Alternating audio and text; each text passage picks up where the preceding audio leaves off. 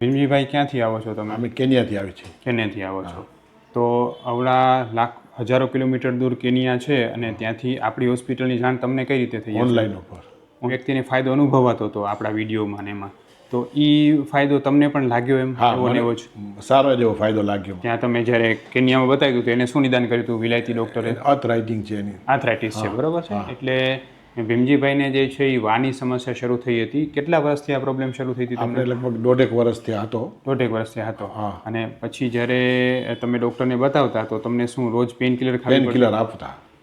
તો એ pain killer રોજ ન લ્યો તો શું થતું? તો દુખાવો પાછો એમને થઈ જતો દુખાવો. શું કેવો દુખાવો થતો? એટલો દુખાવો, બહુ દુખાવો થતો.